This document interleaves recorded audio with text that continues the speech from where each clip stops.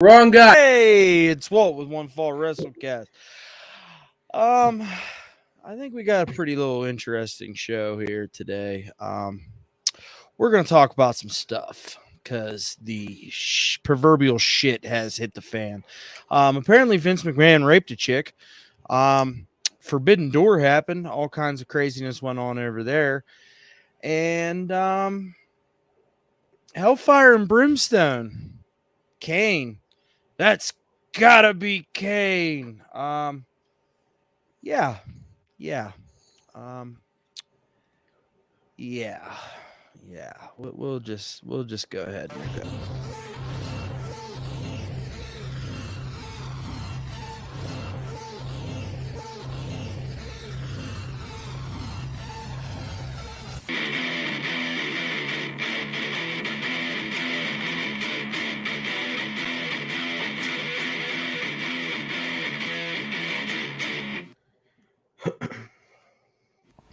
Welcome to the One Fall WrestleCast.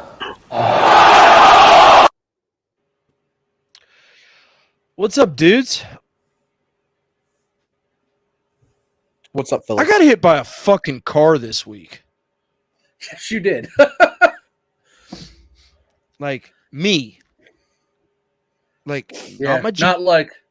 Yeah, it was you. me. She didn't even notice. She had She didn't no even idea. notice. No, She was. I don't know how. fucking Million I don't know years how. old. I don't know how she didn't notice, but I somehow swear she she didn't probably notice. thinks she just hit the curb and she just. How you doing? Keep it moving. Yeah. You know what I mean? She went home and her Walt headlight was curb all busted. thing. Her headlight was probably all busted and shit. She's like, What happened? Well, she backed out of a parking spot and hit me. Mm. I was walking into the old grocery store, and yeah, Oh yeah, that's the worst, man. You get killed in the grocery store parking lots. yeah, Those are the worst ones. That's like Yeah. that's where the old ladies will run you over and your dog and your kids and then drive away and they don't know. Well, that's what happened. She drove away. Didn't. I mean, what the hell am I supposed to do? You know what I'm saying? That's maybe bang on her trunk. I mean, unfortunately, that's a place everybody has to go. So, slightly dangerous. Yeah. Somebody let that old woman off her leash. So I'm so hungry, Sonny. I need to get to the grocery store. So hungry I can't see straight anymore. Probably shouldn't drive, but oh well. I need my Pepto Bismol. Gonna poop my depends. This is not gonna be a nice show, by the way. For like, I'm gonna be pretty mean to everything, not to you guys per se, but about everybody and everything. So, just forewarning the audience is that I'm madder than fish grease. Well, I was, but anyway, my opinion remains the same. So it's gonna be. If I get fired up, we'll see. It's gonna be interesting. We'll see. Hey, Derek, how you doing, bud? Honestly, it's been a day. It's been a very interesting day. Yeah. I've got absolutely nothing done I wanted to do, but I got some stuff done. It's fine. That's good. Yeah, I had a random ass sale come and try to sell us books. My brother-in-law ran out of gas, so I had to handle that situation. I feel like that happens a lot, right? Like your brother-in-law runs out of gas, or like he just like I don't understand it because like he is stranded a lot, and you have to like come to his rescue. Yeah, you seem to be and he was on the entrance ramp to get on the interstate, so it's not like you were even going towards this gas station. wait, so he was trying to leave and he didn't make it, and it was just like I ran out of gas right as I hit the interstate. Like, where did you think you were going to go? I don't know if he doesn't understand how these gauges work, or maybe his doesn't work. Wow. I don't know, bud.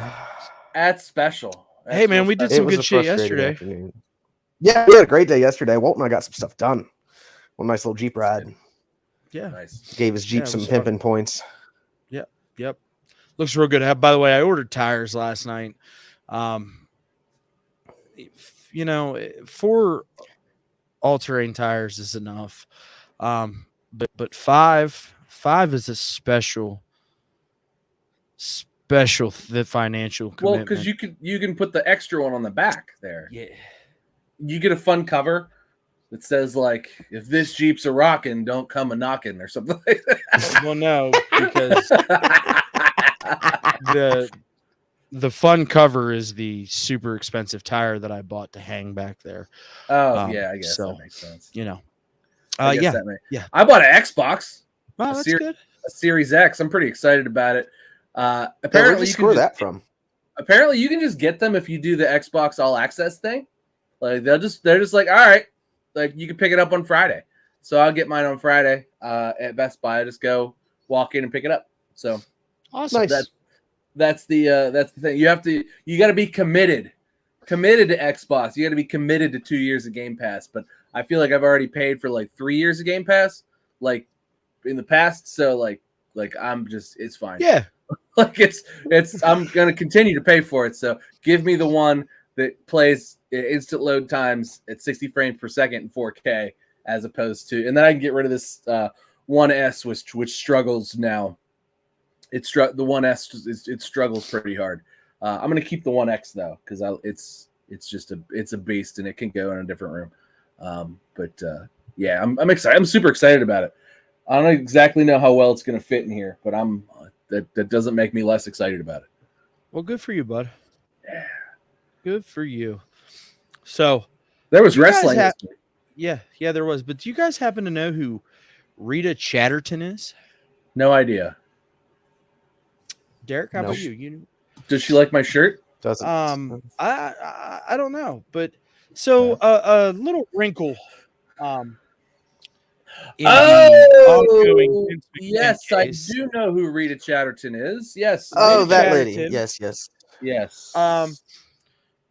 Has kind of just put her story back out there because apparently in 1992, she publicly came forward and accused Vince McMahon of forcing himself on her in the summer of 1986. Now, Rita is credited as being the first ever woman in pro wrestling back in the 80s.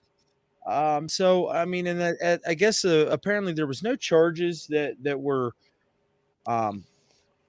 charged against McMahon because the statute of limitation had already run out when she came forward. So you know, I gotta. And apparently in 1992 when this came out, she brought this out in a time of turmoil for the then WWF, most namely, if I'm not mistaken, I believe that was 92 was the year of the steroid trial. Yeah, that was the year that Vince showed up on Dateline or whatever with a neck brace on for sympathy points or something. Oh, that was you've seen that? Yeah. And so that was it. It was a gross time. To be a wrestling, it was fan. A working neck brace. It was a work. It was but it was a work. So, it was that. It was all that time, and we were little kids, so I think it was well over our heads at the time. But for sure. But it's one of those things that it pops back up every so often whenever Vince gets in trouble for something that he did or allegedly did, and then things get swept under the carpet again. But yeah, this is one of those recurring things because I think this time a talent came out who was the talent at the time. He was Mario. He played some kind of Italian villain or something. Hold on, I've got the article right here. Mario Mancini. Yeah, he played an Italian villain for a hot minute. I think he was a jobber. He was, but he came out and said, "Yeah, I spoke with Rita." And she was shaken, and it was awful. And I mean, I don't know why he's kept quiet for 40 years about this now too. But this is the kind of thing that, like, I hate to be like this guy that's like, come out here and talk about it when it happens. But like, because I know that's hard, especially when it's like this guy's got $1 billion, and like he also gives me a paycheck. But at the same time, like this is like these are serious accusations. Like, I don't think that this is, and I'm not here to crucify the man over, in the court of public opinion, but God, man, if the shoe fits, It's hard to. It's what's the saying? If it smells like shit everywhere you walk, check your shoe. Yeah. So it's starting to sort of run to that level, that territory. So like for me, like right, like and Derek, I'll get your opinion on this. For me, this seems kind of convenient that this is resurfaced, right? Amidst all of the allegations surrounding Vince, and his abuse of power and him paying a former paralegal hush money and all these things. I feel like this is in an attempt to dogpile, perhaps. And maybe that's the wrong line of thinking, but I mean, if we brought it up in 92 and nothing really happened, and like, I just don't understand why now, 30 years later, we're going to bring it back out. Well, it's certainly a dog pile. Absolutely. You're not wrong. I mean, it's a dog pile, and he's coming out to sort of,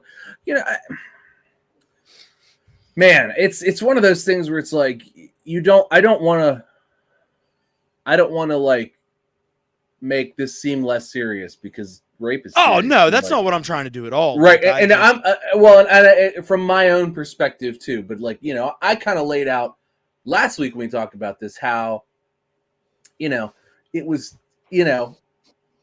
the people that they're going after, they're only going after him for, $100,000 that maybe shouldn't have gone to somebody.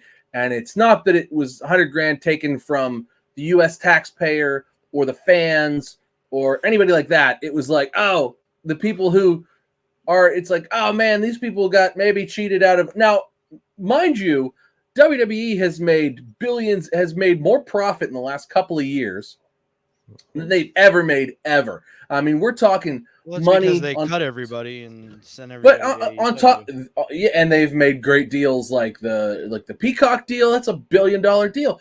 I mean, so WWE is paying dividends, and like these people who have been on the board and who have been longtime investors are seeing big dividends, and have been seeing big dividends. And yes, to what you're saying, they've been seeing big dividends on the backs of cuts that have been nonsense, that we've hated. We've come on here every week, every time they make a cut, and we hate it. We hate on it because a lot of times it's people who are our favorites. Now, shout out to Tony Khan, who continues to hire the good fucking talent.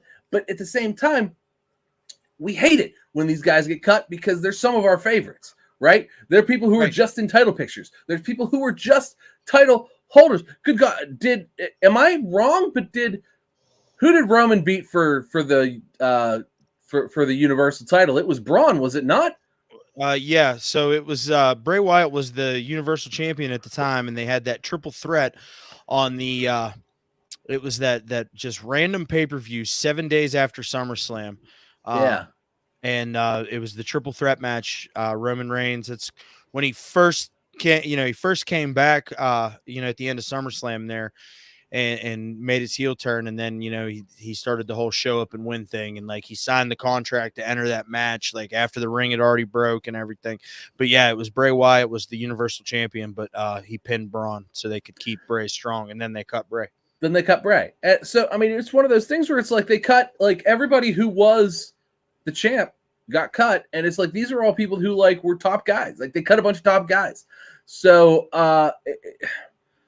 who knows what's going to happen with Bray coming up because he might. Well, he just trademarked a new ring name. He's going to go somewhere. He might come back. Who knows? But there's a matter of like, as far as the whole WWE scandal is concerned, it's rich people being mad about pittance. It's rich people being mad about pittance because of what that is. Now that to me is a very like inconsequential, like nobody should care about that, right? Like that's like, that has nothing to do with anybody or anything because it was not a rape case. Well, I mean, they're viewing it as misappropriation of funds, bud. Like, great. Good for them. I don't care about them. I think I made that clear last week. I don't care about those people. Particularly, I don't care about them. I don't care for them. In fact, you know what? How can you say that? You don't know any of them. Well, it's fine. I don't care. That's why I don't care. I mean, one of those the shareholders is Derek. Derek, is it you? It was. It ain't. No. I'll show you on the doll where Vince touched me, and then I got some stock out of it. Yeah, that's how that worked. All right. So this is. So can we circle back real quick to the original? All right. Really quick, guys. It was consensual. This old accusation that's been brought back out of the woodwork. Obviously, the last time you guys said it was brought up was around 92, or at least that we are aware of right now. Yeah, it pops back up As every you great said. now and then. Somebody mentions it as a footnote, but it's never. But as it's already been brought up, there's a huge amount of controversy and a lot of eyes on WWE and especially Vince McMahon at this point in time. And currently, we're in a very, very different world than we previously were in 92, or even any recent times where now information flows like that. And the online judges and juries come out instantly, we're going to side with whomever the story goes with. If I am an evil lawyer, maybe not even evil, I'm just here to make my client some money. That doesn't make me evil. That just means I'm just trying to do what I'm trying to do because I'm trying to win my case. You know darn well I am going to look up that information. I'm going to find some jobber from backstage that was like, oh, yeah, I know her. Yeah, Pickett. That was his name. Rita. Yeah, Rita. I know Rita. She was shaking. She told me the whole thing. Yeah. Whole story. Guys, why am I coming out? Why am I just coming out about this now? Because fuck them hoes. Yeah. I can't look at it 35, 40 years later and be like, well, fuck him. I'm sorry. You had your time. But you can't give me it 40 years later. You got to give me at least 10. Yeah. So I'm going to agree. So I'm going to agree with Derek here is that this guy, because it's not Rita coming back out, it's this guy. And he's riding out here like some kind of white stallion, like on some kind of white stallion, like, tally ho, I know something. Is that the second time I've made like that's the second time you've done second time I've done the tally ho type thing? Anyway, I think I did it last week. But yeah, it's hard to be see, Vince was in love with the paralegal. Friend of the show, Patrick Martin says. Friend of the show, Pat Martin. Vince can't find love. You telling me that a genetic jackhammer can't find love in this day and age? Linda couldn't handle it no more. That's why she took him for everything. They're still married. Yeah. But it seems like they have to spend the money. She lives in the big house. He lives in the gorilla. The other big house. Why do you think he still works 360 days a year? He lives in the office, the gym. I'm sure he's got a cot in there. Probably sleeps a little bit, pops back up in his suit, goes and takes the suit jacket off and stuff. Yeah, Superman style. Right. Just works out in the tank top, but still has the suit pants on. Suit jacket and everything back on for the 7 a.m. investor call, but he's been up for like 6 hours at this point. On crank. Doing crank just all night. No, it just so like apparently with Vince, if you're Vince McMahon, there's this thing where like crack forms naturally in his body. So like he's already like just fucking on like cocaine like all the time. Like he's just like, but it's just like it's already in it. Like his body makes its own cocaine. Yeah. That's very weird. There are people apparently their bodies make its own alcohol, and like they can blow like a 0.1 or 0.2. No, they could like a 0.02 or like a point something like they could blow over the legal limit and not have had a drink. It's weird. Mine does that. No, does it? No. Your body you're just hammered like half the time. You just like wake up and you're just like, oh, a little bit hammered this morning. It's all right. Just go about your day. Yeah. A little bit hammered. That's why I'm such a morning person. Yeah. Because you're hammered. Wake up. Body produces its own booze. I can't deal with you. I really can't. I really, really can't. So, but anyways, listen. So Mario Mancini going to get his 15 minutes of fame, and I mean, to me, where there's smoke, there's fire, right? I mean, I don't know. we'll see how all this plays out. I mean, obviously, it's not going to do anything to sway any judgment or anything like that. When the time comes. I But mean, he could be called as he could be called as a precedent for this type of thing. That was Yeah, definitely this- a very critical. well. I mean, procedure. they're building they're finding a character witness and trying to. This is a high profile thing, so if they put stuff like this in the public's head, whomever ends up being chosen for the jury may vaguely recall things, as much as they try to have the jury sort of be unbiased. Hey, I gotta go upstairs. I'll check back in with you guys here in a minute. Don't talk about the big one without me. I won't. I wouldn't dream of it. I'll continue to talk about this one.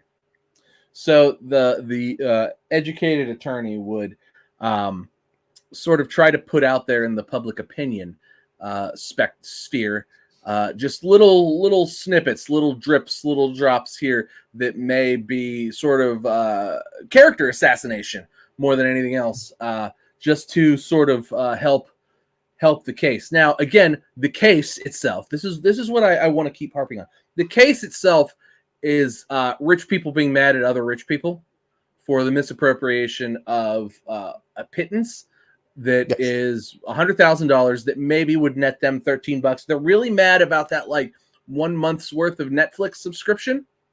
And they're really like, they really want that. Like they really thought that, like, man, he paid that woman who was, a medium level employee. He paid her. And that's a misappropriation of funds. So heaven forbid somebody in her position should make 200 grand. Like 200 grand a year is probably a legitimately okay amount of money to make for a position like that. If we're talking about like paying a fair wage to people, and they're coming after him for that. So in addition to that, the sharks now smell blood in the water. So everybody can kind of tell. Because I don't think we're the only ones that have come out and said, this is rich people being mad at other rich people. Fuck this. This is stupid. Right? And tried to brush it under the rug. Because that's what happened last time. Anytime this ever happens, it's like, you know what? Right here, buddy. Sit on. Well, now Vince is looking really vulnerable. So, now is the time that we can make some moves. Right. And, he stepped out. But you're right. We're talking fractions of a penny. Mm-hmm. Fractions of a penny per share that we were complaining about on their payouts. It's what it's really going to come down to. And we're not talking about had he given John Laurinaitis an extra $100,000 or something like that, nobody was saying. They'd be like, no, he's a top executive. We made $1 billion extra this year. He's a top guy. He helped us make $1 billion. It's absolutely justified, and they'd have to eat that, right? What? But the paralegal who does standard paralegal stuff making an extra $100,000, that's fishy, right? So that's fishy. So that's what they investigated in, and then they find out, you're banging the boss, and that's maybe why you got a little bit of money there. Mm-hmm. Maybe she was the paralegal that got Vince his, plain chicken sandwich and whatever Vince McMahon eats. It's probably like maybe she did a good job. Maybe she did maybe she did a good job both ways. Maybe she was the best paralegal that they had, and Vince is the kind of guy who hires people and pays people big, like writes checks. Like he's that kind of guy. He's a very old school guy in that. Like he's 76 years old. I realize that that's not the way things are anymore, but 20 years ago, 30 years ago, when Vince was in his 40s and 50s, like in the prime of his business life, that's how things worked. Like your top people, you paid them because you wanted to retain them, and you paid them a living wage. So this is sort of a now kind of like new in the day of like, how dare you pay these millennials? How dare you pay these underlings more money? How dare you? We need to keep costs down. How dare you pay these underlings? And was the paralegal. I think she was a middle-aged. I was going to say, like, was she even an 8, or where was she on this scale here? I don't know what she looks like. She was, from my understanding, she was like, she's younger than Vince by like 20 or 30 years, but that still makes her like 40s at least. No, I'd hate for him to lose his job for anything less than an 8. Right, but I mean, to put it into perspective, it's like Linda has her own island. Like, let's be fair here. Linda McMahon has her own island, and was purchased a cabinet position in the Trump administration. So, because those were because them shits were for sale. All right, you want to talk about stuff that was for sale. You want to talk about selling the country up the river. Let's talk about the Trump administration, for God's sake. Like, you want to talk about, oh my God, they paid a paralegal extra money. They paid an underling employee more money. Holy crap. Somebody got a raise. How dare you? Some underdog had a comeuppance. Exactly. And I don't want to go off on the whole political thing yet, but you are totally right there. Those positions are up for sale all the time. And Linda has been a loyal Trump, what did Linda McMahon donator, friend, and megaphone for his shows on television. He was a guest on Raw many times. He was on the Battle of the Billionaires. He did the hair versus hair match. Battle being president, calling you and Walt up, be like, "What you guys want to do?" Derek says, "Dirty Seven's the hottest girl in the trailer park." So Patrick said, "Yeah." I mean, look, that was too much. Those were all too much for me. But yeah, for sure. I mean, I don't know. So look, Vince doesn't mess with anything like that. Look, in Stamford, Connecticut, there's no trailer parks. Okay. I want to make that incredibly clear. In Stamford, Connecticut, there's no trailer parks. Oh, there's still trashy women though. I mean, just because like they work for the WWE, but that's like, I mean, that's becoming a thing of the past. Or they were married to Jerry Lawler for a minute or two. There's going to be a new edict. No more women hires because Vince can't keep it in his pants. We're just going to eliminate the problem right at the root. Look, man, he's a genetic jackhammer. He is. Hey, how many little Shane Juniors you think's running around? Well, I mean, there's going to be a lot more now that some states are about to.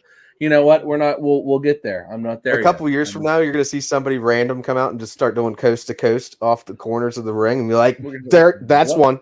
Found it. Found him.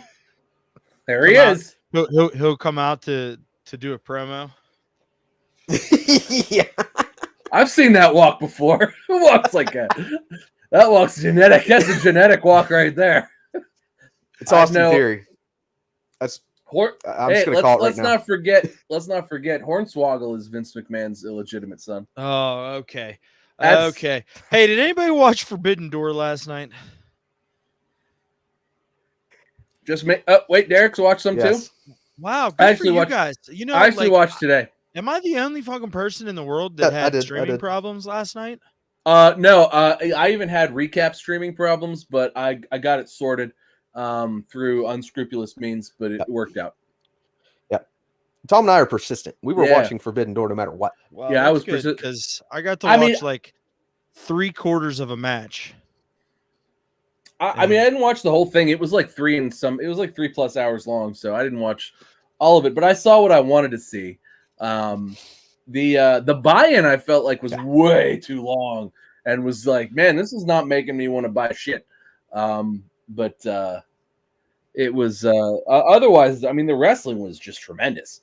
Well, I mean, that's what you're gonna get whenever you get New Japan. Yeah, but I mean, AEW went over pretty much every match too.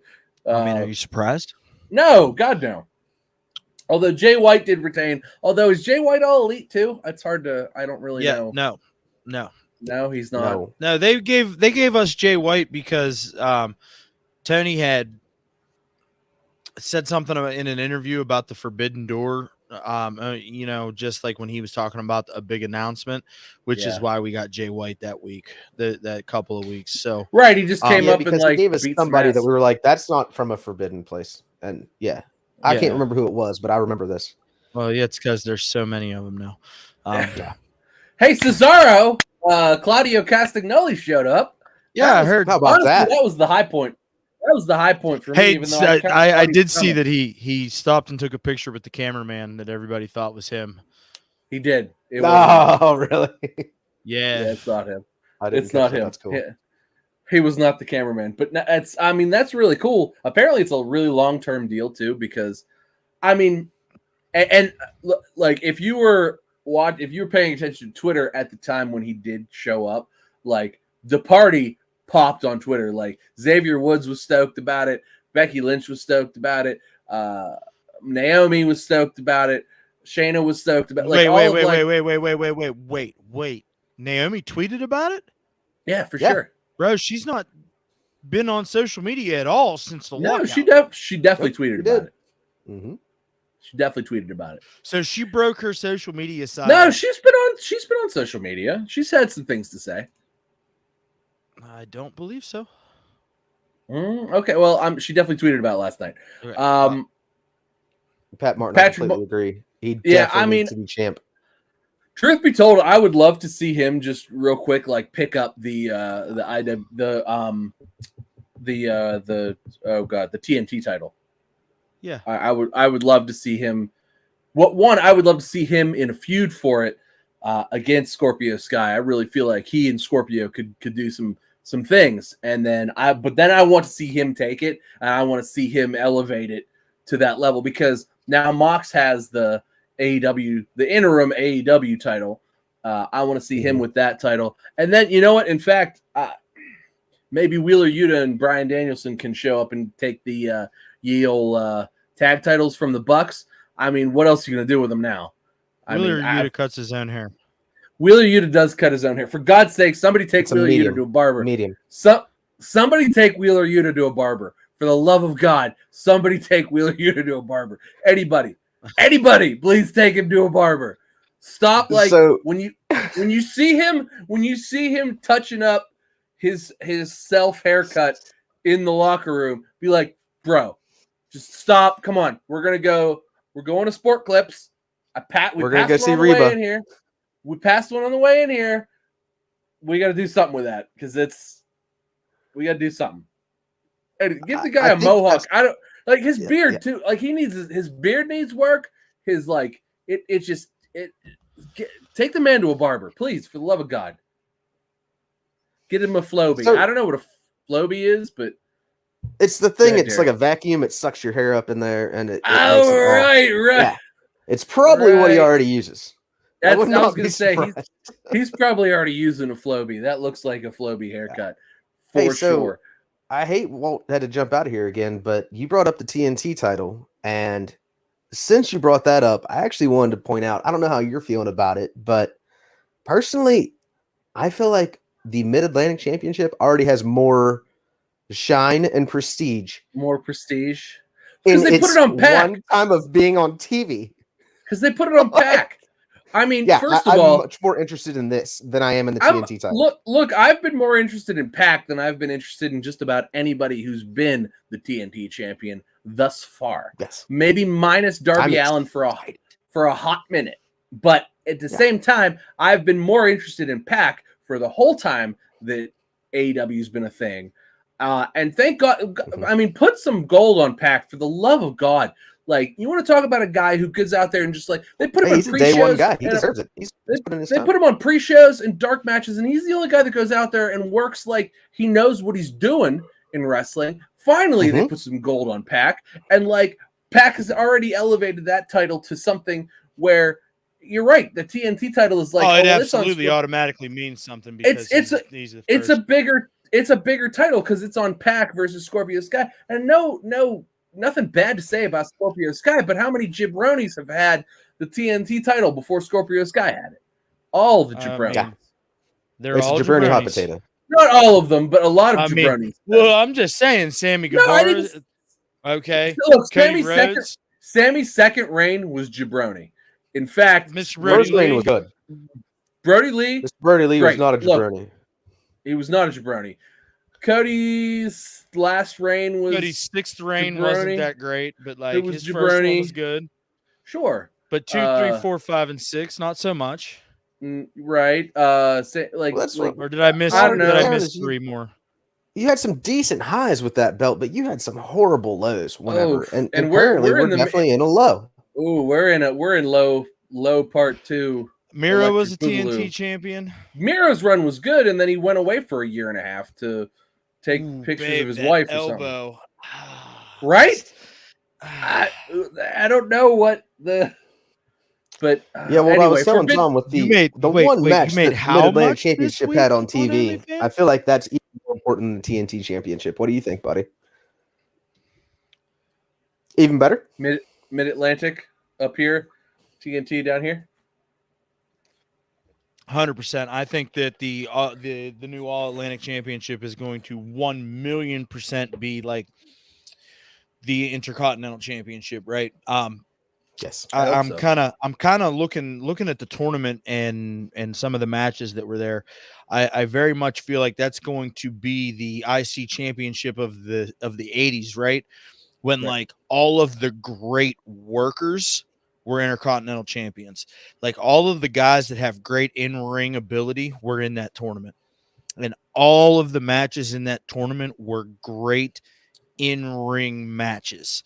And like everything about that screams 1980s Intercontinental Championship to me. And I think that that's going to be the belt that the guys that want to go in and just work are going to want to be going after, right? Maybe this is the one that finally the wins and losses matter for. Maybe. Yeah, I'm probably going to take some heat for this, but I'm really hoping we see Cesaro, or I'm losing his first name off his new Claudio Castagnoli. Claudio. I'm hoping we see Claudio. And I think this is where it's going to get me in a little bit of trouble, but I'm really hoping that we also see Trent Beretta take a run with it at some point, because I really like Trent. I really don't think that he's had a lot of good representation. Well, now that he he's got like brought down with the best friends, like yeah. Honestly, I think that Trent's a hell of a hand. I think since they've put Roppongi Vice back together, I think that the intention was to get Trent away from that, and to get to put Trent in a tag team that could potentially be the tag team, because it was Trent and Chuck Taylor, right? They were best friends, right? So I don't think I think the hug was over. I don't think anybody saw them as legitimate tag team champions. You got to give the people what they want. Sure, but those guys were never gonna win gold, right? And Trent's a guy that maybe deserves gold. Chuck Taylor maybe not so much. Chuck's not that great. Not Chuck in the ring. I'm sure he's a nice guy. How dare you disrespect the goddamn good name of the Kentucky gentleman, Chuck Taylor? Chuck Taylor cuts his own hair. He doesn't even ride. He doesn't even have his own car. He had to get a ride with Trent's mom in her van. That's a good point. He's got a good point. I mean, he doesn't even have a license. How's this guy get to the arena now? Trent's mom's not driving him anymore. And Jeff Hardy can't drive him anymore. Oh, Jeff Hardy can't drive him. God. Yeah. Hey, so anyway. real quick sidebar. We'll get back to Forbidden Door. Friend of the show, Pat Martin, wants to know, who is the greatest Intercontinental Champion of all time to each of you? The Miz. That's fair. Hey, listen, that's fair. The Miz. It's the Miz. I was waiting because I was going to say, like, if mine. That's fucking fair. Yeah, it's the Miz. It's the Miz. Derek, too? It's the Miz. It's really hard because, like, I mean, if we're talking like entertaining, I mean, it's the Miz. It's hard to when he's and the Dolph Ziggler. Champion. Dolph Ziggler was in that mix of making. Well, I mean, I would say for more modern times, the Miz, Seth Rollins, in his one run. Well, his run back and forth with Dolph Ziggler. Roman was a goddamn good IC champ too. No. It was short though. It was short, and it's not memorable, not as memorable. And it was during a time I wanted Roman off my TV badly. Yeah, he may have had some go away heat at that point in time. It translated into $1 billion gimmick. So it sure did. I mean, I'm not. Yeah. No, I'm gonna say I think the Miz. If we're talking current time, Attitude Era, Mr. Perfect. Mr. Perfect. Yeah, he was pretty. He wasn't really Attitude Era. Yeah, he wasn't Attitude though. Oh, I was just saying. But it's old times, absolutely Mr. modern Perfect. times. I'm It's sorry. absolutely No, Mr. I mean Perfect. a I 90s didn't catch the guy. Attitude Era part. 90s guy, Mr. Perfect for sure. Yeah, big time. Although you know what, 80s, 80s it was Macho Man. He was the best one.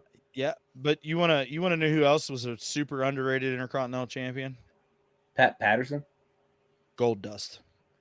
You know what? No, he was. Look, had Mr. Perfect also not held that title in the 90s, he would be the number one 90s Intercontinental Champion. But there was a the short run too, but it was 3 or 4 months. But it was 3 or 4 months of like consistent, like Mondays, and then he was on Monday. Like he was there on Heat, and he would defend it on Heat. He would cut a promo on Monday. It would set it up for something. You know, either it would be next Monday, he'd show up on Heat and cut a promo. He was a there on Sunday and Monday kind of guy. And it was like when he was in that, and Val Venus as well, because Val Venus, I think, actually beat him. Ladies. I think Val Venus actually beat Goldust.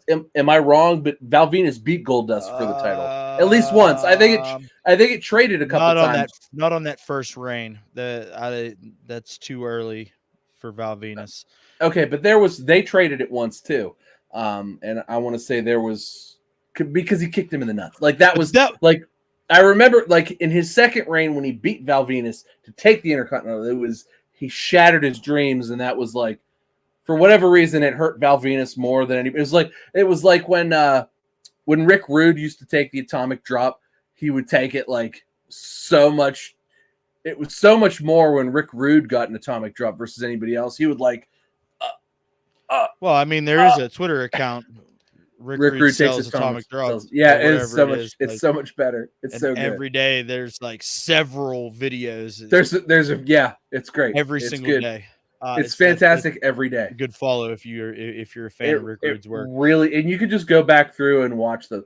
The ones that he sells for the Ultimate Warrior are honestly Rick Rude versus the Ultimate Warrior when the Ultimate Warrior was the Intercontinental Champion. Those matches, if the Ultimate Warrior faced Rick Rude more, he would be the greatest Intercontinental Champion of all time. Shout out to Rick Rude. Rick Rude is everybody's. Rick Rude best made opponent. the Ultimate Warrior.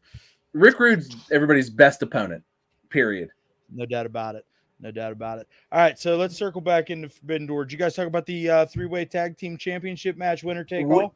We did not, but good God, FTR is just collecting belts. Good for them, man. Good for them, because they're the great. Look, they've been the greatest tag team of all time since they were in NXT, which was 2016. Yes. So dude, they're like their NXT run was just. They got matches in their NXT run. They got banger matches out of people who could never had a banger match before and never got a banger match again. But they had some classics with some people who literally, and they also clashed. And go back and watch these because, like, these are like today, it's just like boom. But like DIY with Gargano and Ciampa. Yep. Now Gargano and Ciampa were not the performers that they are today, exactly. But I mean, they were 90% the guys they are today.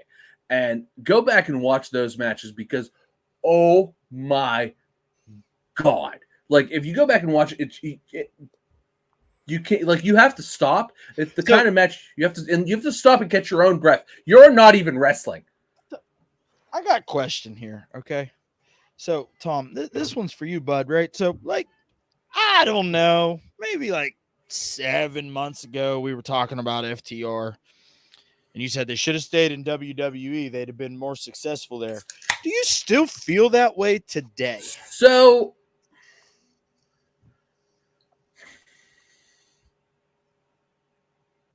lately, their run has been much, much, much better since how they had a low point, but lately their run has been much, much better. That being said, the fact that they're not booked in AEW the same way that the Usos are booked in WWE, to me, is a travesty because they should have been so.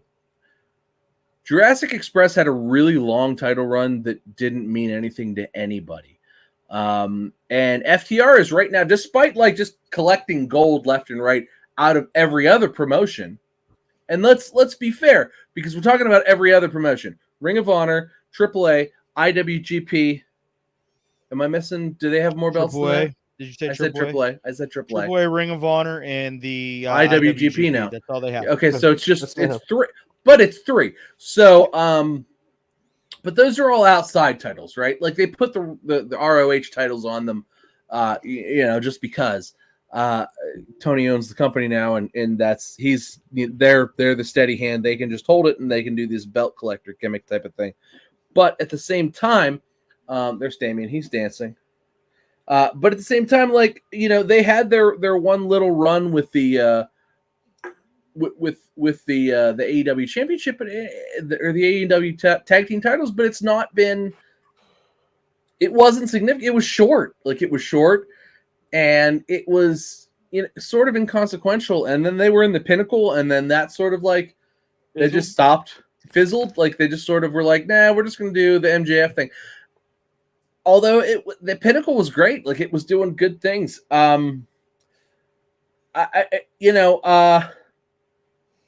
Later, Pat. Would I change my tune? No, honestly, I think that while they wouldn't have had the opportunity to take every other indie promotions tag team title that Tony gave them, but it's that sort of feels like a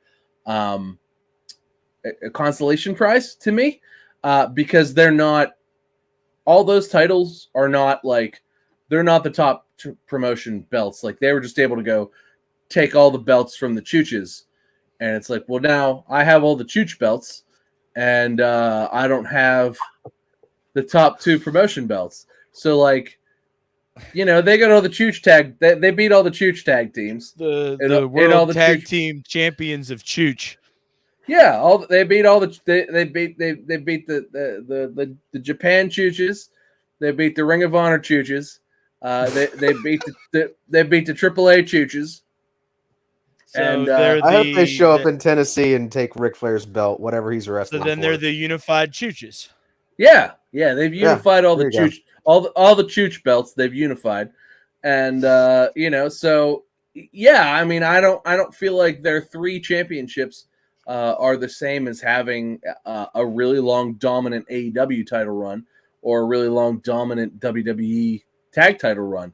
And I feel like they had really good WWE tag title runs, and they would have had probably 2 or 3 more had they stayed at this point, and they'd have been mainstays on television. Yeah, and the WWE tag team division is so much more compelling today than it was when FTR was still in. And WWE. when they left. And when they left, if we're being honest, like when they left, I mean, it was in shambles, but like 6-8 months after that, it became fantastic. I mean, the run that RK Bro had was the run FTR should have had, right? The run RK Bro had, they were the main event. And, Randy Orton's a main event guy. I think Matt Riddle's also probably a main event guy. But at the same time, they could have feuded with top guys. How much better matches. Oh my God. Could you imagine RK Bro versus the Revival?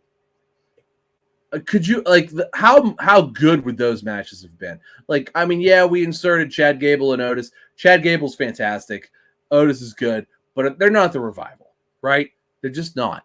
And so, I hate to belittle everybody for where they are, because everybody left and was successful, right? Like, everything happened and everybody was successful. I like Chad Gable. I like Otis. I like the Alpha Academy. They were successful. I loved RK Bro. That was successful. FTR clearly is successful. They've got all these belts on them. So, success was spread around. It was an even spread of success and good stuff. So maybe it's for the better. It's like when Dave Mustaine left Metallica and started Megadeth. Like, I love Metallica. I love Megadeth. Had Dave stayed in Metallica, I wouldn't have Megadeth to love. So, from my perspective, it's that level of like sort of, switcheroo. But, would Dave Mustaine have more money and have more platinum albums if he had stayed in Metallica? Yeah.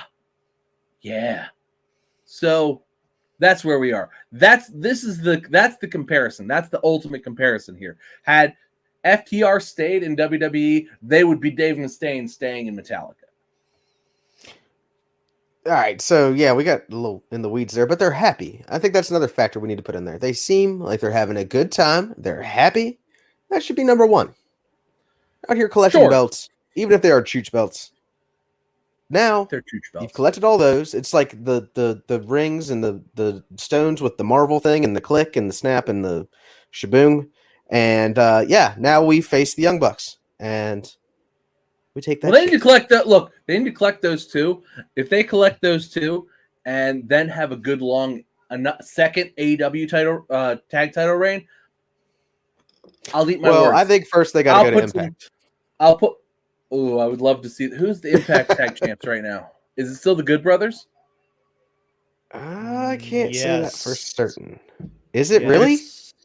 If it's still the Good Brothers, I would like to see that. Walt's looking it up. He is. We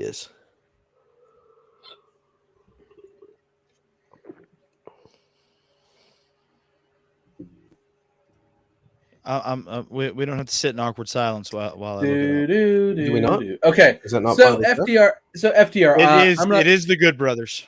Okay, good. So I'm not saying that FTR has had a bad run, and honestly, if we're doing the long-term booking thing and they're just going to collect all the jabroni belts, they can beat the Good Brothers too. Especially because the Good Brothers have been that have held those titles for a long time now, and I would really like to see that because I do think that Festus and Carl Anderson are very good at what they do. Carl, I like to see you, Carl. I like how you guys know sold Festus. But yeah, no, that's fine. If that's where we end up, I'm good with it. But that's where we got to end up. Like that's where we're going with this, right? Like they're going to take the Impact titles and then they're going to be like, Young Bucks, I'm missing something and you got it. And I want it. It like that's got to be the like how far away are we from like whatever AEW's top pay-per-view is? It's like it's October, right? Yeah. All in? Yeah. All right. So by all in, I want FTR to have all the jabroni belts, and then I want them to take the AEW tag titles at all in. That's what I want. If that happens, I will gladly eat my words in the form of chicken wings and enjoy it. As we watch all in. Oh, yeah, for sure. But Forbidden Door as a whole, so I have a thought on this, and you guys may want to back me up because I don't want to talk about it match by match because it's not. It was really good wrestling. Okay, there were just good wrestling matches. Oh man, there was some I hated. I just real quick, Tom. That first, I was kind of commentating to you guys last night as I watched it. That first match, I really felt was terrible. On the buy-in? No, on the actual show. What was the first match? So I skipped that because you kind of shit on it, so I skipped it. I'm trying to think of who it was at this point. Oh, it was Eddie Kingston, Suzuki, Chris Jericho. Oh, and Eddie Sammy Kingston Guevara. ripped his shirt open so Minoru because Suzuki could. Yeah, so him and Suzuki was just a no. It was a hard pass. Like it was not. Suzuki's old fun. And he's old and he's fat and Suzuki's fat. It's not like it's theatrics at this point. Look, I'm fat too. Well, it's fine. But like it's theatrics at this point, and it's one of those things where it's like, yeah, this theatric stuff can be like, give me 10 minutes of it. But you're right, they went like 25, and it was too much. It was too much, and that's AEW and New Japan have that problem where they just sort of like, all right, you guys have 25 minutes, go, and it's like these guys don't need 25 minutes, so let's not. Right, and I thought of that myself as well last night as I was watching. I was like, well, New Japan 30-minute time limit. So, 25, 27 minutes. Yeah, these guys don't need it. So that happened, but I mean, they were fine across the board, but at the same time, what I want to say, I don't. It's hard to get down on this because it was really just like the match quality was very high, especially as it got towards like the middle end. It was kind of a too long pay-per-view too. But once they got to like the last 3 or 4 matches, like the match quality shot through the roof. Yes. But I feel like the build to this was very much like, it felt to me like Survivor Series. So like, you know, in WWE particularly, they spend all this time building these storylines, building these characters. But then in Survivor Series, we hit the pause button, right? We hit pause. We hit it real hard. We pause. Because now it's brand versus brand. And now, Derek Dong. Anyway, it's brand versus brand now. And we're going to hit pause on all this. And it's like, well, can they? Can they coexist? Can they coexist? And then we have to tell that story every year for a month. And that's what AEW did with this Forbidden Door. Yeah. It was they pumped the brakes on everything, and you know, to their credit, they got hit with the injury bug. Now this fucking card was snake bitten, man, and these motherfuckers just went out there. Now they got hit by the injury bug, and it was one of those things like, this is what these guys are doing all the time. But AEW's been working unsafe for 3 years right now. So, I mean, let's face it, they've been throwing Jeff Hardy off of really big ladders into chairs and driving him back to the bottle because it fucking hurts to be Jeff Hardy when you jump off of chairs. And, you know, so that's what's been going on. So, like, they've been working it really hard, and it just finally came back and bit them, right? It bit them in the Forbidden Door. Because they opened the Forbidden Door, and apparently that's cursed. It's cursed. It's cursed. Anyway, whoa. Whoa. No, sir. I don't know who you think you are, sir. Okay? But I live down here, all right? That's definitely intentional. I just figured it was my time to take over the hosting responsibilities, okay. You know. I live down here. This is my space. It seems like I wanted to explore the area. Explore the area of the pod. Explore the space. So, cursed, first of all. And yeah, it just finally came back to bite him. Not that I'm happy about it, but like, I mean, it still ended up being a good show. So good for them. But it bit them also in the ratings because they stopped like building good like they were like, all right, well, MJF's not gonna be on TV now. Although this is the most compelling thing that we've ever showed you on AEW. MJF's promo was the most compelling thing they've ever showed you on AEW. And it's like, well, now we got to build this like kind of pay-per-view that's not about MJF. And MJF didn't show up on this pay-per-view. And Tony Khan was asked about MJF at the post-fight press conference. Oh, what did he say? And I didn't watch that. He said, well, that's a fair question to ask about MJF, but this is not the time or the place. I will address that next time. You know what? Well, Nick Hausman can go fuck himself for even asking that. Like, seriously, Dave, shut the fuck up. We just watched pay-per-view. Why are you talking about this? Like, now is obviously not the time. You can ask it on Dynamite. Inquiring dirt sheet writers want to know. Holy shit. Hey, man. How much did Alvarez pay you to ask that question? I want to know. We got a talk show to do here, bud. Like, wait, what? Look, Brian Alvarez is not paying anybody to ask that. Brian Alvarez is over here for AEW right now. So let's not be like, Brian Alvarez was a dick to AEW. Brian Alvarez. I'm not saying he's a dick. I'm just saying he's paying Houseman to ask his questions for him because he knows he's not going to get an answer out of Tony. Anyway, that should have never been asked. That was stupid. That was a waste of time. I tell you what, the presser was actually really awesome. Switchblade had some good moments there. There's a little blooper with the belt, and he kind of cut into one of the extra hands there for trying to set the belt up on the platform, and whenever they're doing their press conference, and it fell to the ground. Dude about got smacked around a bit for that. It made for compelling television. Who doesn't love Switchblade? Anyway, so no, I feel like it was good, but at the same time, it put a big pause button on everything AEW was doing and all the goodwill and everything they'd been building towards.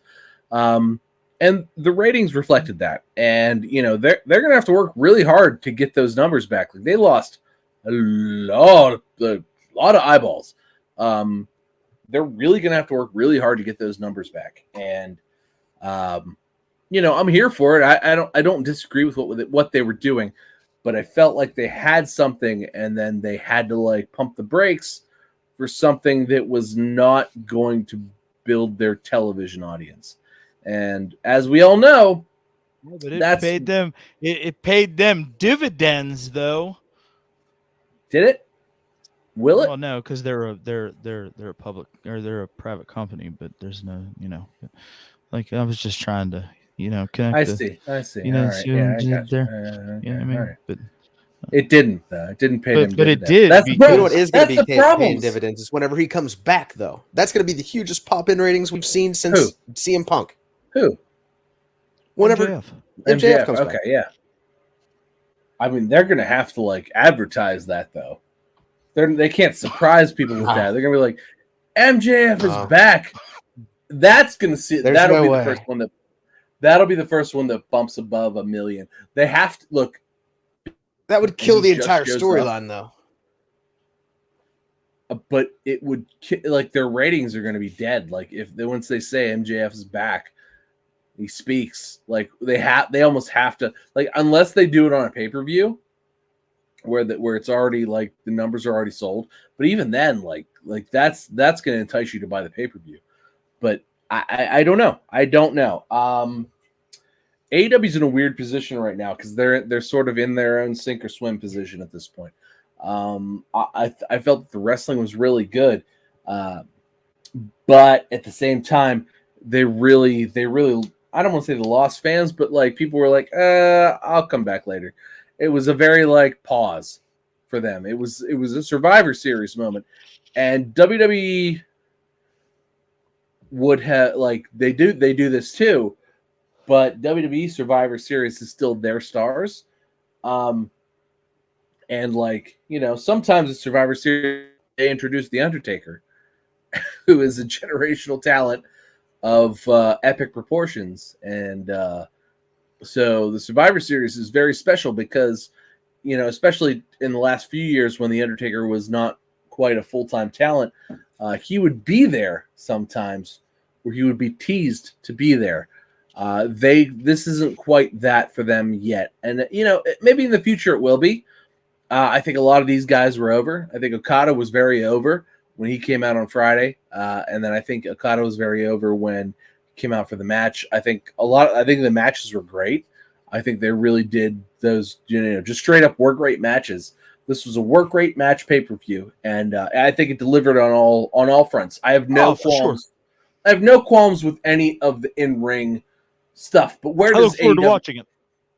Right, but where does AEW go from here? We'll find out on Wednesday. Yes, and I want to find out on Wednesday, but I also, if I'm disappointed on Wednesday, I probably won't watch. But I don't think that I don't think that you can be disappointed on Wednesday because there's some bright spots that came out of Forbidden Door. Okay, we've got CM Punk versus Jon Moxley looming in the near future for the unification of the AEW World Championship. Sure. I think that's a fantastic matchup on paper. I think that the back and forth between them is going to be fun to watch. I think the build's going to be fantastic, right? And I'm not to the point where, like, Tom, like you said, it absolutely has hurt the ratings in the last several weeks. You know what I'm saying? And you come in here and you talk about it every single week, how this focus on Forbidden Door has kind of overturned the casual fan, and it's really kept that hardcore fan. And we continue to go back and we talk about Bischoff's explanation of hardcore fans versus casual fans, blah, blah, blah, blah, blah, blah, blah. Right? Anywho, the thing about it is, it's like, while we feel in the grand scheme of things that they've abandoned everything that they've been doing, I mean, you got to look. Adam Cole was prominent on the card, even though there's a rumor going around he got concussed during that match, right? But Adam Cole was in a prominent spot on that role, on that thing, and like he's still gonna be cocky asshole Adam Cole when he comes back. You know what I'm saying? Well, yeah, he might have got a concussion though. And then too, you've got the All Atlantic Championship coming out of this with Pac as the the torchbearer. I think that we've got potential to see a lot of fun stuff moving forward, sure. and you're absolutely right, Tom. Like if they go in there on Wednesday and they don't do something, especially with those three giant pieces of information, Pac, Moxley, and Claudio, and they don't do something to capitalize on those three pieces immediately, that casual fan that's kind of been along for the ride, right, and maybe watch through Forbidden Door just to see, what everything's about. Maybe that crashes and burns come Wednesday, and then they have to. But there's also the thing that it's like, okay, we know that this Forbidden Door thing's over with. Now we're going to get back into our regularly scheduled programming, Green Flag Racing. So maybe everybody's going to just tune in droves on Wednesday. Hopefully. I mean, I'm going to watch on Wednesday. Honestly, like John Cena came back tonight, or he's coming back. I don't know if he's on. I don't know if he's been on yet. It's 8:42. Maybe he has. Maybe he hasn't. Once we're done, I'll figure it out. But it's one of those things where it's like, WWE's doing gangbusters. Their SmackDown had 2.5 mil. Raw was over 2 mil for the first time in forever last week. And, they're going to do 2 mil again this week, I'm sure, because John Cena's back. And they're going to be doing those things to pop the ratings now. So when WWE's hitting 2 mil, 2.5 mil every week, and AEW can't reach 1, we've now we've separated the divide, right? And AEW has to come back, right? Because AEW was competing with NXT. NXT they've given up on, and rumor on the street is Triple H is back in charge. The game is back. I've seen some good stuff, and I'm excited. Look, when Poppy comes back, the next pay-per-view, then we'll know the Triple H is back. I'm excited to see more Poppy. Truth be told, let's fucking go. But what else are we gonna talk about here? I bought this goddamn T-shirt. So Friday, June 24th, 2022. Now, I don't really give a fuck where anybody stands on this issue because that's your opinion, that's your right. You do what you want to do. Okay. I know where I stand on this, okay, on the whole abortion thing, right? I know where I sit, okay. But on Friday, June 24th, Roe v. Wade was overturned in the Supreme Court, eliminating a woman's right to have an abortion. Now, I want to put all of the talk about the pro-life, pro-choice thing, and I want to put that to bed for a hot second. What I want to focus on is the fact that this is a giant step back for the American society in 2022. The fact that after all of these years, we're going to sit here and we're going to look at this and we are going to limit a woman's right to do what she feels is necessary in whatever case we may be talking about. But we're going to limit something. This is a giant spit in the face of all of those women's rights leaders that fought so very hard to get women to where they are today. Gentlemen, I think that you will both agree with me whenever I say this. I know that I am surrounded by plenty of strong, independent women that have very, very good brains inside of their heads that make very, very sound decisions in every walk of life. Okay. And the fact that I have to look at them and I have to see just this heartbreak in their eyes over the fact that they are being limited. That's the biggest thing to me that I think is being overlooked in all of this, because everybody wants to make this about pro-choice or pro-life. And I just want to look at it from the standpoint of we're taking away a woman's right to make a decision, no matter what it's based on. But that is really what the big scope of this whole thing is to me. And I'm downright sad that we have to sit here and we have to talk about this. Now, a lot of people are going to say, well, what the fuck does this have to do with a wrestling podcast? Well, I'm going to tell you, it's got a lot to do with a wrestling podcast, because somebody that we all have very high opinions on has come out today. Had maybe on Friday. Had maybe being yes. Glenn Jacobs, Kane, takes to Twitter. Roe v. Wade has been overturned. This clears the way for states like Tennessee to pass stronger protections for the unborn, and is an answer to a prayer for so many. Hashtag right to life. Hashtag victory. Now, while I understand that a lot of people that follow the Republican Party feel that abortion is an abomination and this is God's will, and all of these things that like you always hear in this debate between pro-life and pro-choice, we've again taken away a woman's right to make a decision. Okay. And yet we still have foster care, and you know, I don't even know that they call them orphanages anymore, right? But like, there's just kids that are just out there that want homes, and they want to be loved by somebody. But like, because of the whole premise of this argument, well, if a woman doesn't want to keep her baby, she can just give it up for adoption.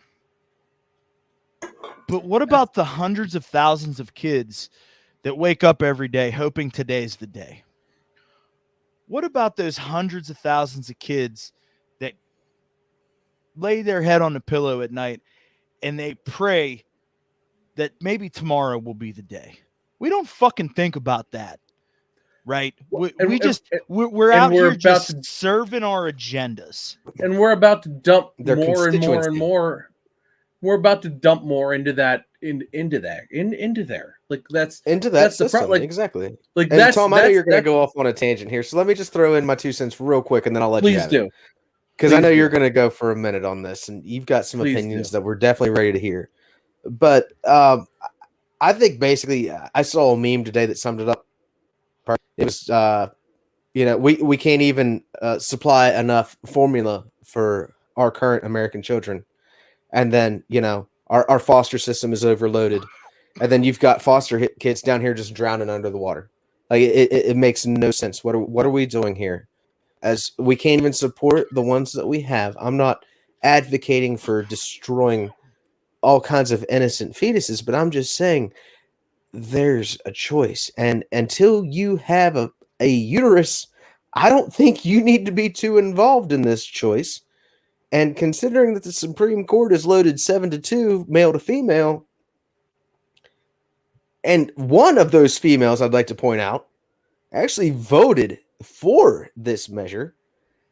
She's explaining her and either Gorsuch or Kavanaugh, I cannot remember, both stated that they, in their minds, felt that Roe v. Wade was a settled argument and that there was no further discussion necessary in their confirmation hearings. They lied to Congress. And then now we see their true colors of exactly what they are, which we all knew where this was going. No one should have ever expected them to not be snakes in the grass. It's bullshit. It is what it is. They packed the grass. They were anyway. Sorry. Hey, Brett Kavanaugh likes beer. He can't remember a damn thing other than the fact that he likes beer. And he didn't mess with that woman. He don't know. I don't remember. All I know is I'm glad she got an abortion whenever it was legal, because otherwise I'd have a baby mama out there that I don't even know about. Anyway, go on, Tom.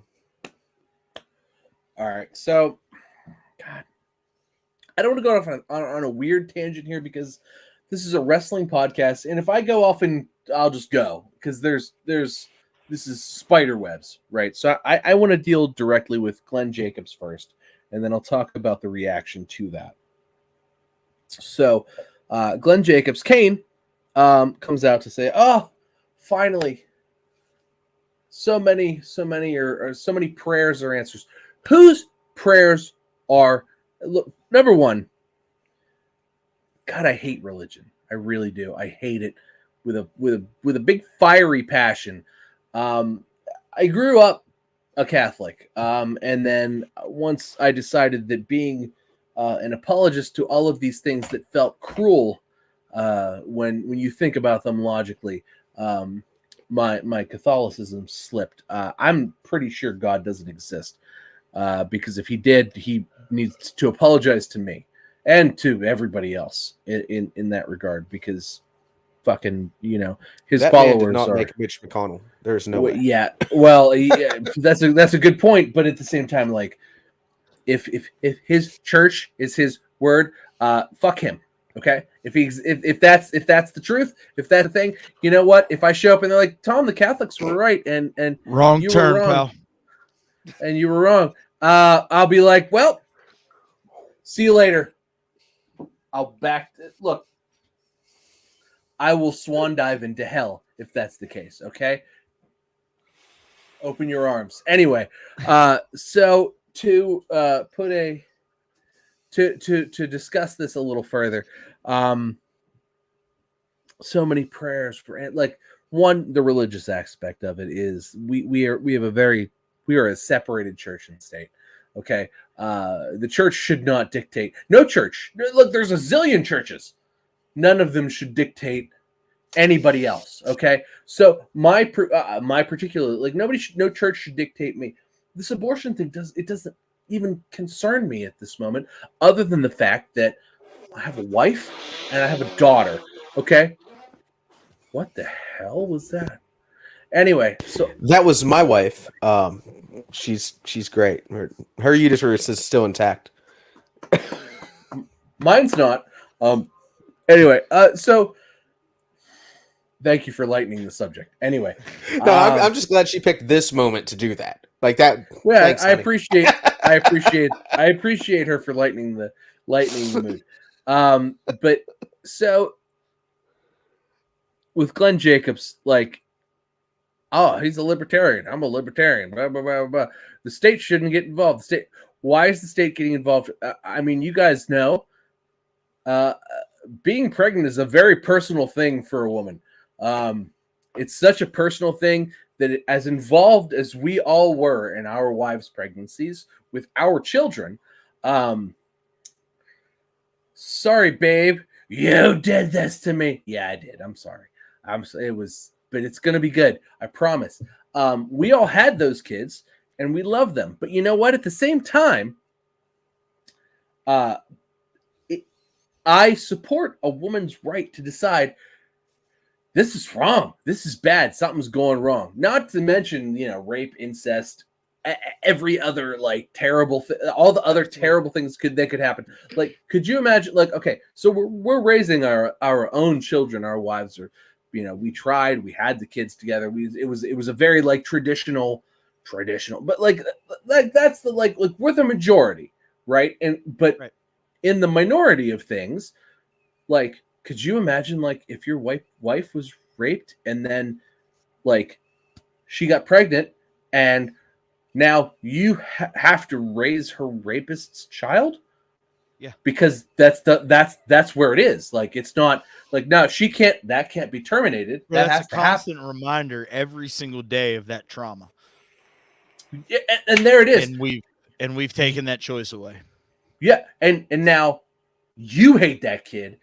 It's not that kid's fault. You hate that kid. She hates that kid because of what happened, that trauma. What way is that to grow? Like, one, and then that kid grows up to be the seed, and then that kid's allowed to buy a gun at 18 because his parents aren't really his parents or her parents, his parents, and they hate him or her of no fault of his own. But how could you fault them for that? But I mean, we're creating a society, and it just takes a few, right? Let's say that's a 1 in 1,000 thing. There's 300 million people in this country, 350 million people in this country. Let's say it's 1 in 5,000. But at the same time, like, so we're gonna create like thousands of these hated people, hated children. Maybe half of them become upstanding citizens. Maybe half of their parents, say, you know what, this isn't their fault and I love them. But you know what? We've all met, let's say 50-50. Yeah. We've met terrible people who don't have to deal with this, right? We know terrible people who've never had to deal with this tragedy like this, trauma like that. Let's say, it splits 50-50. I mean, we've created a generation of psychopaths. And it's, this is there's no good way to go here. This is not. There's just no rhyme or reason to the decision making. And there's no, like, this isn't an easy decision for everybody to make. This isn't the decision for the government to make for anybody. This is not the government's decision. The government is a hammer and everything is a nail. This is a nuanced situation that should not be left up to any government, whether it's state, federal. The Supreme Court needs to say, as they did in Roe v. Wade, we need to stay the fuck out of this, and nobody should ask what happens between a doctor and their patient, because the doctors have their own oath, and we uphold them to that, and that's enough of that. And we have no say. There's no law, because there's nothing you could write. It could be 1,000,000 pages long. It would not cover the nuance that this is. And that's the problem, is the government is involved in something that is far too nuanced to actually create something tangible. And this is really just an excuse for people to be terrible to other people. And that's all this is going to be. And it's terrible. So Glenn Jacobs, Kane, standing on the side of that to say, oh, how great is this? It's fucking terrible, Kane. It's fucking terrible. And you're fucking terrible for thinking it's great. Now, to the good. And I want to say there's good. Tons and tons of pro wrestlers who I love, adore, and respect and have respected have stepped up and stood out against this. One, they've called Kane an idiot. As a matter of fact, Paige, Soraya, Glenn, you were an idol of mine, and I sung your praises to anyone I met. But this is the biggest piece of shit take from you ever. Very disappointing that you think controlling women's bodies and taking away our rights is a victory. Well, I know you mentioned just a second ago that there was no rhyme or reason, but really the rhyme or reason is constituency. These bastards that we have to office are literally holding on by their fingernails on anything they can to gain a vote. And they are going as far right, and I'm going to say it equally, and as far left as humanly possible to get on these extreme spectrums and get everyone's emotions all jacked up. But I'm not going to get that deep into that, but I'm just saying that's where Glenn Jacobs is coming from. I don't agree with him, but that's what that is. There is a rhyme and reason to it, and it's votes. That's exactly what it is. But I mean, that's probably not even his personal opinion. Literally, this week we had Rudy Giuliani saying that personally he's always been pro-life, but previously he had ran on a platform of pro-choice for New York governor and for whenever he was running for Senate. But on a personal level, he was always pro-life, he said, because he was celebrating the victory as well. It's all bullshit. It's all theatrics. It's all for votes. So Taya Valkyrie's another one. Said idiot, absolute idiot, STFU. Rosemary, that's the other thing too, like, you literal piece of shit. Yeah, like all you have to do, if you're like, you just have to shut the fuck up, right? Like Vince McMahon didn't come out and be like, "Yay, no abort." Like, one, I'm sure Vince McMahon is so pro-abortion. Like, no, he's utilized that.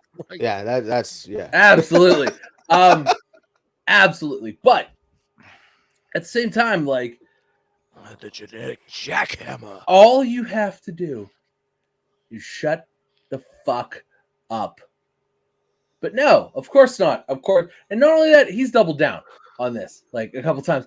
And God, here's my shirt. I'll be wearing shirts like this for a while. I'll be purchasing more. And no, so here's the bullshit. thing, right? Like the one thing that like I kind of noticed on social media on Friday was there wasn't a whole lot of dude action on Friday, right? Like No. For the most part, I think we all just kind of I'm not gonna maybe post that picture today. We're just of me and my son having a good time. Maybe not gonna, share this funny meme today, right? Like it was very female centered on Friday, and Kane was one of the very few men that were active on social media on Friday, from what I saw. So it's very important to know when to shut the fuck up. Yeah, and Friday was the day to shut the fuck up. Yeah, Friday was the day to shut. Unless you can feel free to support your women by liking what they say and saying, "Hell yeah, girl, yes, babe, I'm with you. Absolutely, you're on. I'm with you. I'm with Becky Lynch. I'm with whatever. You know what? You want to show your support? Hit the likes. Hit the like. Yes, do it. I'm with you. You're the one. You're right. You want to support the women who are speaking out? Yeah. Otherwise, shut the fuck up. Shut the absolute fuck up. Like just like go ahead, go out. Like, and if you feel like, God, I need to like break your thumbs. Kane should have gone and taken a hammer out of his garage and been like, I guess gotta tweet some bullshit. Nope. Other hand, bang, bang, bang, break my thumb. Bang, bang, bang, break my thumb. If Kane's thumbs were broken right now, yeah, but he wouldn't have been able to have held the hammer with his other hand because that's the. Look, have you ever seen this man's hands? Like hammers, he'd hold it like this. Okay, it's fine. This is function, bud. Look, listen. That's a wrestling storyline. That's illogical. All right, well then he should have given it to some hobo and been like, break this. Just do it. Bang, bang, bang. Okay, thanks, hobo. In Kentucky. Hey. Because we can't support our people because we suck here. This is a cesspool of humanity. How am I the mayor? Anyway. So my favorite working tweet, was Britt Baker. Did you guys see this one? She says, no wonder you couldn't cut it as a dentist. #idiot. Yeah, I love Dr. Britt. The other thing too, somebody said to Britt Baker is like, my wife thinks that she should have just stayed in her medical profession because some people bust their ass so hard just to do one thing. And she was like, look, I'm sorry you're not good enough to do everything as well as I do it. And it's like, fucking Britt Baker is just like, she is like epitome to me of like, and here I got it. It's right here. This is not me talking on my ass, right? This is, I'm a fan. I'm in. Britt Baker to me is like the epitome of what it means to be just like, oh yeah, I'm a great dentist, but also I am a top draw pro wrestler. Like I do two things that are really hard at the tippy toppiest level. Fucking like, can we build a statue of her? Like just for humanity's sake? Like, good God.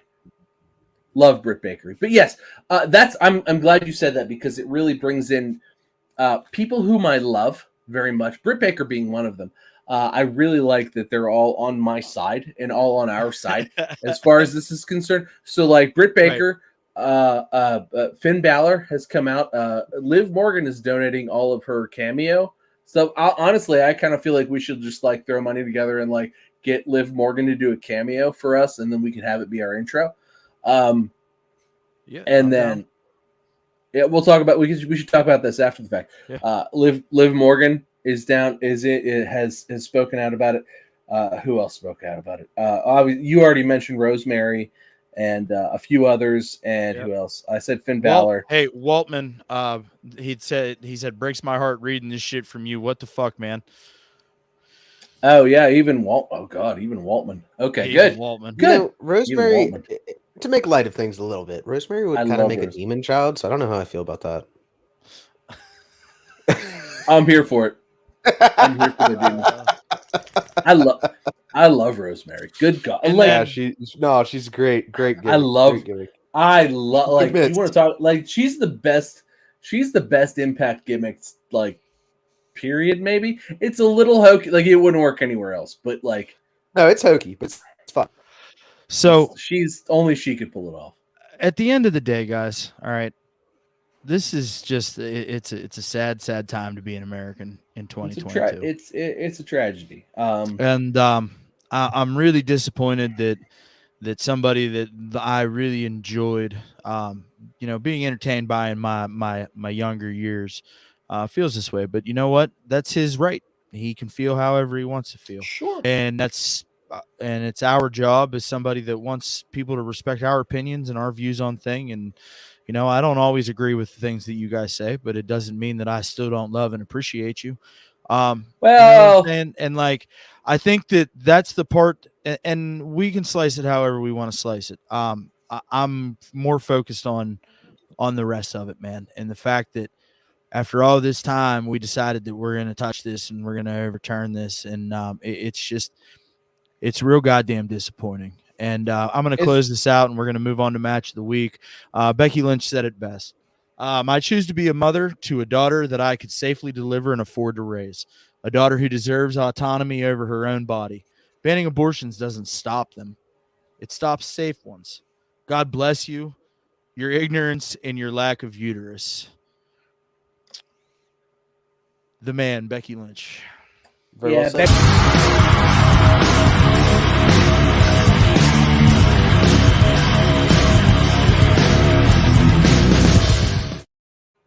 Oh, guys, man, whew.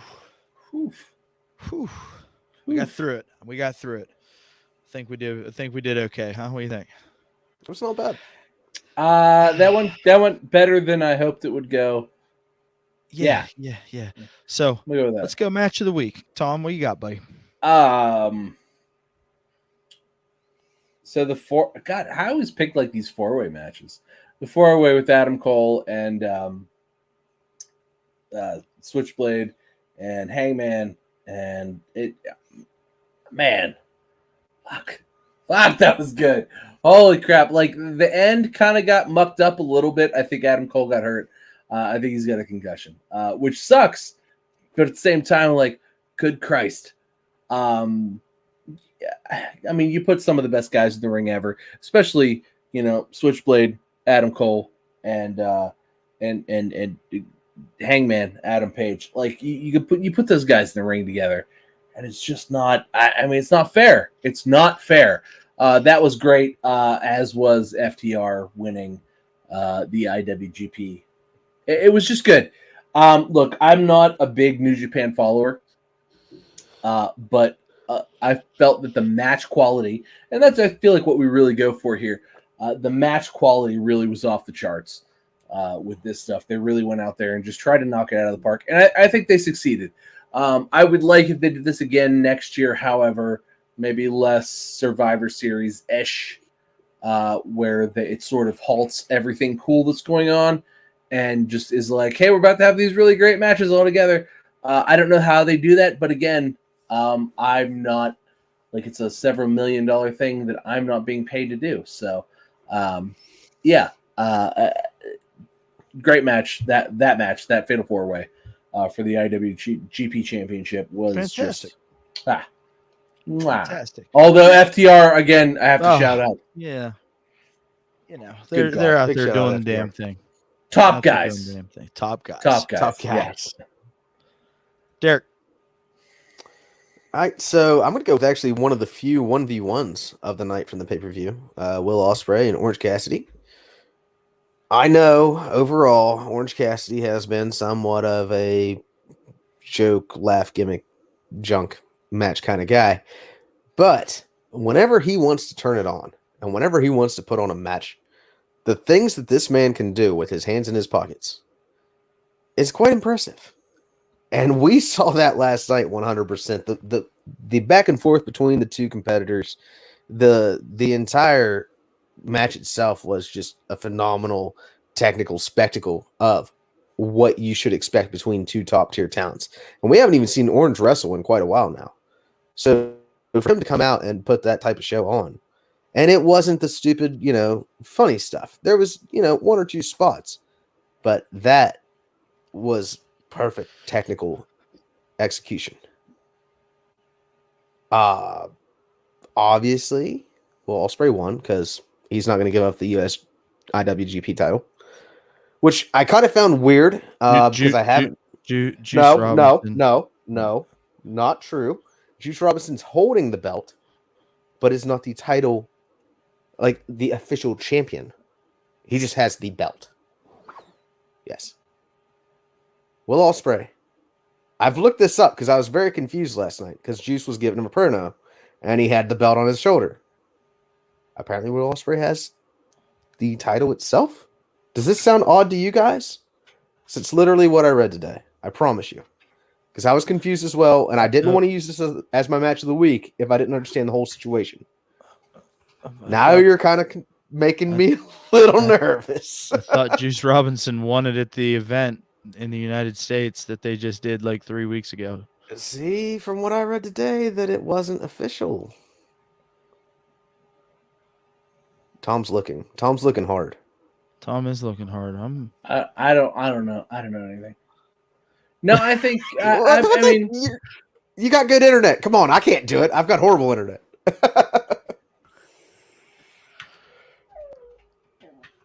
Oh, Timmy. You guys hear Timmy whining? Sorry about that. I do. But go ahead and but the match, okay, championship or not, the match was fantastic. Will Ospreay comes off with the win.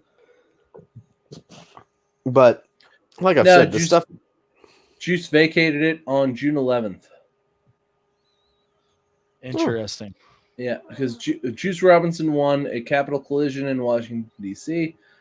In a Fatal 4-Way match. It was vacated. He won that on May 14th. It was vacated June 11th. Will Ospreay won it at Dominion, and he defeated Sonata to win the vacant title. So but still did give a promo on the pay-per-view with the belt, which was so we were both right. Okay. Yeah. Okay. An odd promo was actually pretty entertaining as well. Like he's a different cat. Yeah, I like it. I like his in-ring. I think his facials are dog shit. I'll say it until the fucking end of time. But he's pretty good. They are. His facials are dog shit. Good God. Hey. Whoops. Hey, hi, I'm back. What is this? I've hit that button a lot tonight. My match of the week is dedicated to the women.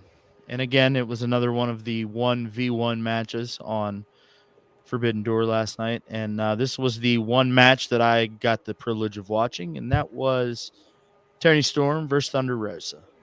That was actually a good one. There was no sandbagging. If we're being honest. Yeah. That like little chop thing that they did there. Oof. Good for them. You know what I don't understand? Thunder Rosa gets the win. Thunder Rosa gets the win. This is 2 title losses for Toni Storm now. I don't necessarily know where this puts her in the grand scheme of things, but it's hard to keep putting her in the she's not been there that long. It's really hard to keep putting her in the title matches, but she's the only one. I mean, they're protecting Britt Baker clearly. Yeah. But so it's otherwise it's like why wasn't this Ruby Soho? Well, I mean, not necessarily. I mean, because Toni Storm did beat Britt Baker a couple of weeks ago. She did. So, no one wants to see Ruby Soho. I do. No, you don't. No, you don't. Yeah, you're Marks. You're both Marks. Hi, Marks. Okay. Says the dude with the markiest shirt on in the group. Oh, hi, Marks. For women's rights. For women's rights. Closest thing I have. Guy. Dude. Fucking guy. Hey, I'm all about it. I love it. I know. All right. Hey, if you're still here, hit the thumbs up, man. We appreciate it. Thanks for watching. Audio folks, we appreciate you. Check us out over on Twitter and Instagram at @1_fall WC. That's ONE. And as always, thanks for hanging out. It's all love. We'll catch you next week.